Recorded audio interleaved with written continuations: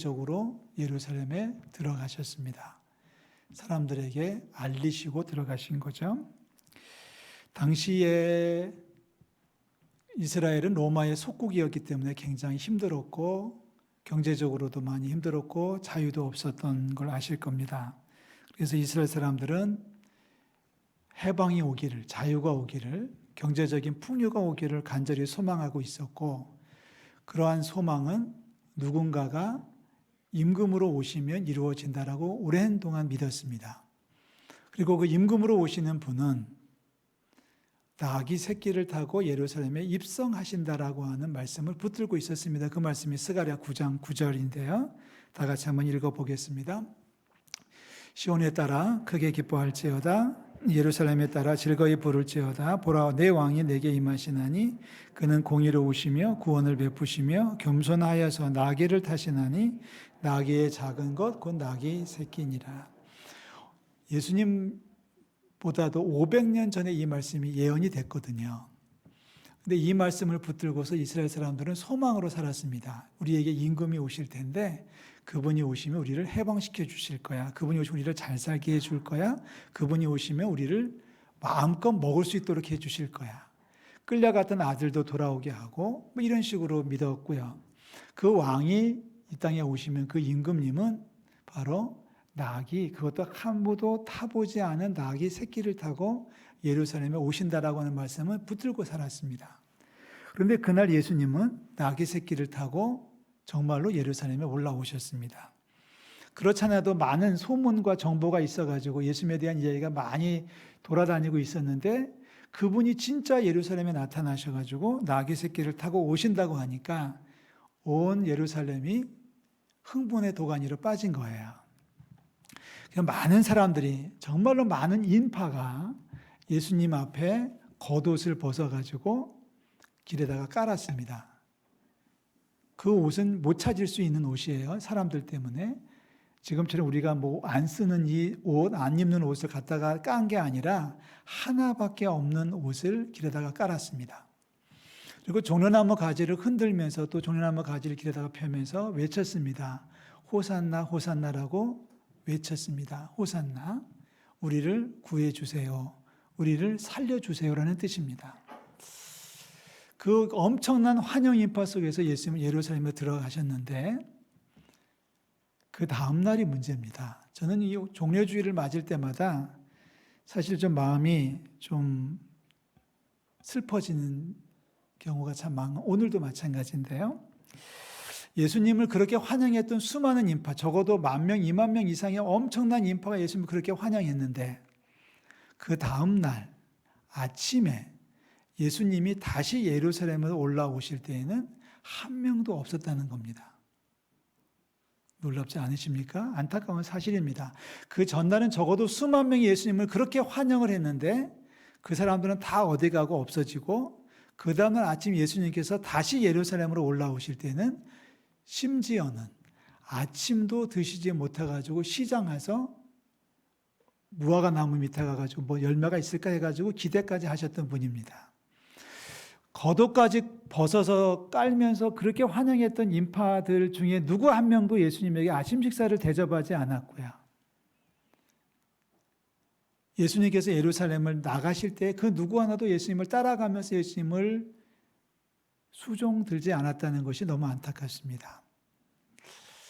과연 이 사람들은 누구였을까 하는 생각을 가져보는 거죠. 성서학자들은 그렇게 정리를 합니다. 이 사람들, 호산나를 외쳤던 그 사람들이 일주일도 채 안 돼서 그 다음 그 금요일 날 아침에 예수님을 향해서 십자가에 못 박으라고 외쳤던 그 폭도들로 변신하게 됩니다. 과연 이 사람들은 무슨 생각으로 그렇게 했을까라고 하는 고민을 하게 되는데요. 이제 우리는 이 말씀을 누가복음 9장에서 찾아보려고 합니다. 종려주일 사건이 있기 얼마 전에 예수님은 제자들을 데리시고 이스라엘의 최북단이라고 하는 빌립보 가이사랴 지역을 방문하셔요. 최북단입니다. 거기서 예수님은 제자들에게 물으시죠. 야, 이놈들아 사람들이 나를 뭐라고 하니? 라고 물으셔요. 그랬더니 뭐 선지자입니다. 엘리야입니다. 세례 요한입니다. 뭐 이렇게 얘기가 많아요. 라고 대답을 하죠. 그랬더니 예수님께서 이제는 똑 집어서 얘기합니다. 너희들은 나한테 나를 뭐라고 생각하니? 했더니 베드로가 손을 들고 대답하기를 하나님의 그리스도이십니다. 누가복음 9장 20절 말씀을 제가 읽은 거예요. 하나님의 그리스도이십니다. 라는 말로 대답을 해요. 그때 예수님께서 처음으로 예언을 하시는 겁니다. 나는 앞으로 고난을 받을 것이다. 그리고 장로들과 대제사장들과 서기관들에게 붙들려 가지고 많은 어려움을 받을 것이다. 그리고 죽을 것이다. 3일 만에 부활할 것이다. 21절 말씀이에요. 처음으로 제자들에게 이 말씀을 하셨습니다. 자, 그러는 사이에 이제 사람들이 더 많이 몰려왔는 모양이죠. 23절 우리가 읽었는데 거기서 예수님 말씀하시는 겁니다. 또 무리에게 이제는 제자들만 아니라 거기에 있는 많은 사람들에게 말씀하시기를 이렇게 얘기하시죠. 9장 23절입니다. 아무든지 나를 따라오려거든 자기를 부인하고 날마다 제 십자가를 지고 나를 따를 것이니라. 한번 읽어볼까요? 또 무리에게 이르시되 아무든지 나를 따라오려거든 자기를 부인하고 날마다 제 십자가를 지고 나를 따를 것이니라. 자, 이 말씀을 하신 예수님께서 방향을 예루살렘으로 잡으신 후에 예루살렘으로 직행하시는 거예요. 그리고 예루살렘에 도착하셔가지고 나귀 새끼를 준비하게 해서 그거를 타시고 예루살렘에 들어가신 거예요. 그런데 거기에 많은 사람들이 환영은 했지만 예수님을 따르는 사람들은 없었습니다.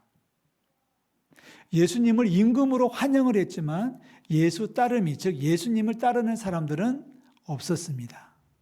우리는 지금 예수님을 환영하는 자가 되는 게 아니라 예수님을 따르는 하나님의 백성들로 거듭날 수 있기를 주의 이름으로 부탁을 드립니다.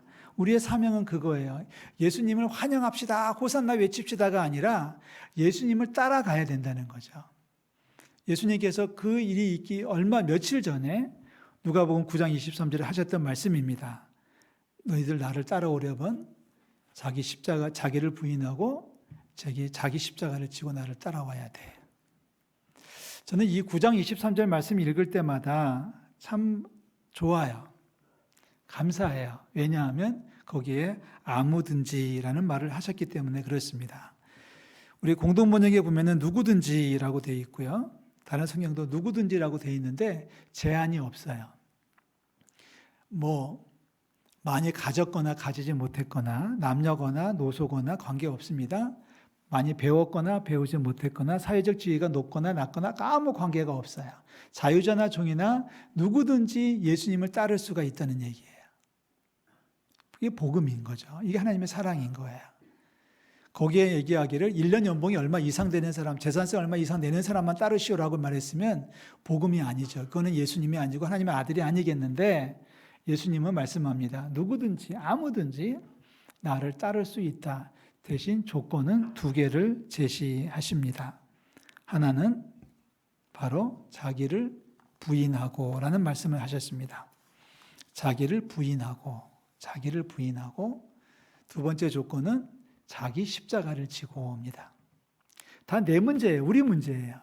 내가 무엇을 부인할 거며 무엇을 붙들 거며에 따라서 예수님을 따를 수 있느냐 못하느냐가 갈라진다는 얘기죠. 자, 첫 번째입니다. 무엇보다도 중요한 것은 자기를 부인하는 결단이 있어야 된다는 겁니다. 자기를 부인한다는 것은 내가 하고 싶은 일을 하지 않고 주님의 일을 먼저 하는 것을 이야기합니다.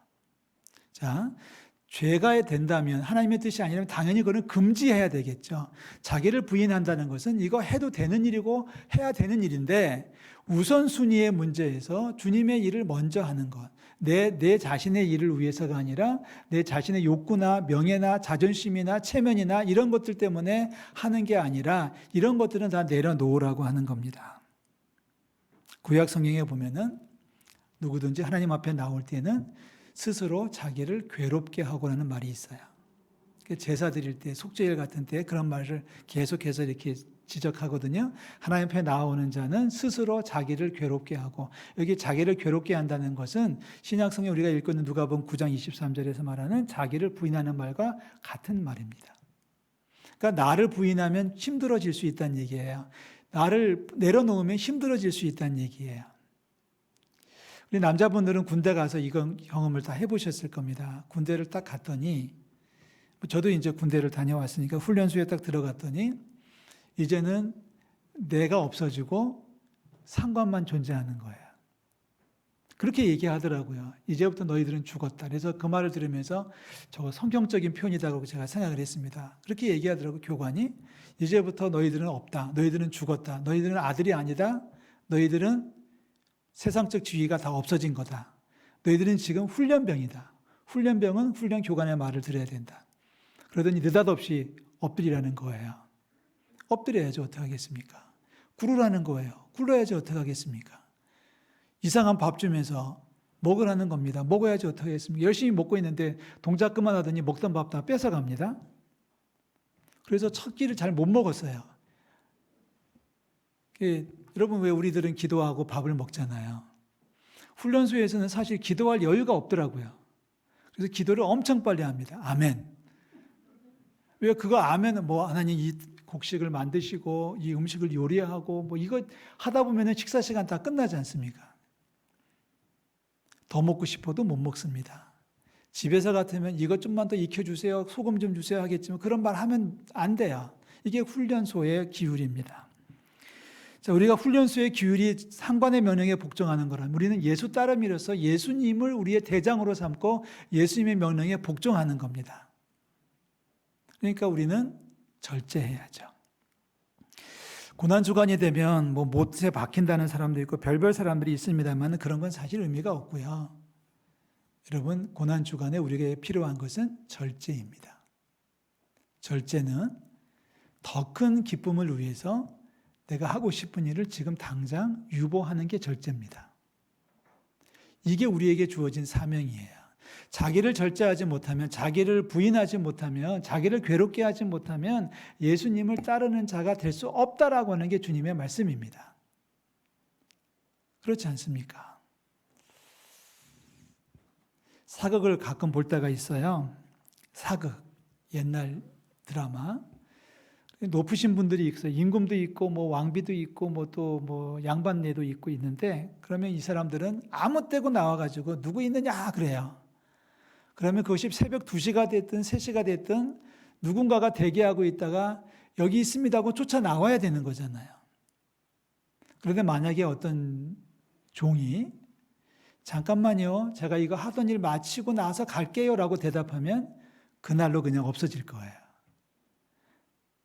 하던 일 중단하고 내려놓고 자기를 부인하고 자기를 비우고 주인의 명령에 민감하게 반응하는 것이 절제입니다. 이번 고난주간을 보내면서 절제의 능력으로 회복되는 저 여러분들이 되시기를 주의 이름으로 축복합니다. 하고 싶은 것 좀 내려놓으셔야 돼요. 잘라내야 돼요. 절제가 없이는 믿음이 성장할 수가 없어요. 오늘 교회 오실 때까지도 엄청 절제하셨을 거예요. 자, 성령의 9가지 열매를 사도 바울이 증거하죠. 갈라디아서 5장 22절에 여러분 외우실 수 있습니까? 다 같이 한번 외워볼까요? 시작. 제가 할 줄 알았죠. 다 같이 해볼까요? 사랑, 희락, 화평, 또 그 다음에 오래 참음, 자비, 양선, 충성, 온유. 8가지 했습니다. 마지막 뭔가요? 마지막이 절제입니다. 성령의 9가지 열매를 풍성하게 살기를 원하신다면 마지막 끝마무리를 잘 하셔야 되는데 그게 바로 절제라는 거예요. 싸워서 이기기를 원하십니까? 지기를 원하십니까? 이기기를 원하십니까? 사도 바울이 말하죠. 이기기를 다투는 자마다 모든 일에 뭐 하나니? 절제하나니. 절제하나니라고 얘기하고 있습니다. 이번 고난주간을 보내면서 하고 싶은 일들 조금씩만 내려놓고 절제하고 뭐 먹는 것도 조금씩만 덜 먹었으면 좋겠고요. 뭐 누구는 금식도 하는데 말입니다. 또 오락도 좀 내려놔야 되고요. 즐기는 것도 좀 내려놔야 되고요. 그래서 전통적으로 한국교회는 최근 들어가지고 고난주간에 미디어 금식이라는 것을 하지요. TV 안 보기, 컴퓨터 안 하기, 핸드폰 안 두드리기. 요즘은 뭐 핸드폰 없이는 한 시간을 못 사니까 좀 문제가 있겠습니다만 하여튼 절제입니다. 완전히 끊지는 못할지라도 조금씩 줄여서 그 줄여진 공간만큼 주의 사랑으로 채워나가는 우리 성도들 되시기를 주의 이름으로 축복합니다. 두 번째 뭔가요? 제 십자가를 지고 나를 따르라. 자기 십자가를 지고라고 했습니다. 예수 따르미의 두 번째 조건은 이제는 내가 하고 싶은 일은 내려놓고 나에게 주어진 사명은 짊어지고 주님을 따르라는 얘기예요. 자기 십자가를 지고 나를 따르라. 주님께서 지셨던 그 십자가를 지라는 게 아니라 우리에게 주신 우리가 해야 될 사명을 감당하라는 얘기죠. 따라서 이렇게 권면합니다. 직장 생활 하시는 분들 이번 한 주간은 그 어느 때보다도 세상 일에 직장 일에 신실하시기를 주의 이름으로 부탁을 드립니다. 가정을 가지고 계시다면 그 어느 때보다도 이번 한 주간은 부모님을 잘 모셔야 됩니다. 왜냐하면 우리에게 주신 십자가이기 때문에 그렇습니다. 우리 아이들도 그 어느 때보다도 이번 한 주간은 말씀과 믿음으로 아이들을 양육할 수 있는 부모들이 되시기를 축복합니다. 남편에게 잘하셔야 되고요. 아내를 각별히 섬겨주셔야 됩니다. 이것이 바로 가정에서 우리에게 주신 주님의 십자가예요. 여러분 주님의 십자가, 우리에게 맡기신 십자가를 멀리 가서 찾으려고 하지 마십시오. 하나님 우리에게 네팔 선교사로 가라고 하지 않으시거든요. 아주 특별한 경우가 아니면 파키스탄 가라고 하지 않으실 거예요. 그러나 우리에게 공통적으로 주시는 메시지는 은천교회 성도들이요, 이번 한 주간 특별히 가정에서부터 신실하게 살아가시기를 바랍니다 하고 주님 말씀하시는 거예요. 직장에서도 마찬가지고요. 또 교회에서도 마찬가지겠죠. 어디서나 무슨 일을 맡으셨다면 소홀히 여기지 않는 게 필요합니다. 우리에게 주신 십자가예요. 내게 주어진 하나님의 사명이라고 하는 거죠. 자기 십자가를 지고 주님을 따르라고 했는데 이 주님의 십자가를 지고 따르는, 내 십자가를 지고 주님을 따르는 이야기를 예수님은 날마다 하라고 강조하셨습니다. 오늘하고 내일 안 하는 게 아니라 매일같이 하나님 우리를 부르시는 그날까지, 하나님께서 우리에게 상급으로 채우시는 그날까지 날마다 주님 주신 십자가를 짊어지고 주를 따르는 저와 여러분들이 되시기를 주의 이름으로 축원합니다. 자, 우리가 주님을 따라가고 있는데 그림을 한번 이렇게 그려보세요. 내가 주님을 따라가고 있는데 뭔가 많이 짊어지고 가고 있어요. 그림이 그려지시나요? 뭐 보따리를 많이 짊어지고 가고 있는데 어느 순간 주님께서 우리에게 야, 너 뭐 들었니? 거기 있는 거 좀 내려봐봐 라고 말씀하십니다. 우리의 배낭을 풀러야 되는 거예요. 배낭을 풀렀는데 뭐가 나와요? 욕심, 욕망, 개인적인 바람, 명예, 자존심 이런 것들이 나오면 안 된다는 얘기예요. 그런 것들은 내려놔야 되고 대신 내게 주어진 사명을 감당하기 위해서 애를 써야 되는 배낭, 거기에 주의 사명으로 가득가득 채워가 주님을 따라가야 될 줄로 믿습니다. 할렐루야. 이번 한 주간 믿음으로 승리하시기를 주의 이름으로 축원합니다. 겉옷을 벗어서 길에 깔아서 예수님을 환영하고 호산나를 외치면서 왁자지껄 떠드는 것이 예수님을 따르는 게 아니에요. 예수님을 따른다라고 하는 것은 조용하지만 차분하면서도 실속 있게 주님을 따라야 되는 거죠. 겉옷을 벗어서 깔아야지만 되는 게 아니라 겉옷을 벗는 게 아니라 옛옷을 벗는 거예요. 옛날의 욕구와 옛날 세상적으로 따르던 그런 것들을 내려놓는 거지 겉옷을 벗고 호산나를 외치는 게 아닙니다. 호산나를 외치는 게 아니라 주여 나를 도와주소서라고 외치는 게 훨씬 낫지 않을까요? 살려주세요 보다는. 예수님은 임금으로 오신 게 아니라 우리를 죄에서 구속해 주시는 하나님의 아들로 이 땅에 오셨지 않습니까? 조용히 자기를 부인하고 겸손히 주님을 따르는 우리 예수 따르미로 살아가는 우리 성도들 되시기를 주의 이름으로 축복합니다. 고난주간 새벽부터 하루 종일 월요일부터 토요일 돌아오는 주일까지 예수 따르미로, 아니 평생을 예수 따르미로 살아가는 우리 은천의 공동체가 될 수 있기를 주의 이름으로 축원합니다. 기도하겠습니다. 하나님 아버지 은혜와 사랑을 감사드립니다. 예수 따르미로 살기를 원합니다. 소리 지르면서 예수님을 환영한다고 떠들썩한 사람이 아니라 조용히 자기를 부인하고 제 십자가를 지고 주님을 따르는 저희들 될 수 있도록 주님 역사하여 주시옵소서. 하나님 우리에게 주신 사명이 너무나도 아름답습니다. 가정에서나 일터에서나 어느 곳에서나 우리에게 주신 사명, 우리에게 주신 십자가 잘 짊어지고 주님을 따르게 도와주시고 아버지여 세상 것을 내려놓게 하시되 자기를 부인하는 용기를 더하여 주시옵소서. 내 뜻이 아니라 주님 뜻대로 살기 원합니다. 내 마음대로가 아니라 주님 뜻대로 살기를 원합니다. 내가 하고 싶은 일을 하는 게 아니라 주님께서 하라고 하시는 일을 할 수 있기를 원합니다. 우리를 새롭게 하시고 용기를 더하여 주시고 하나님 나라의 예수 따르미로 축복하여 주시옵소서. 예수 그리스도의 이름으로 기도하옵나이다. 아멘.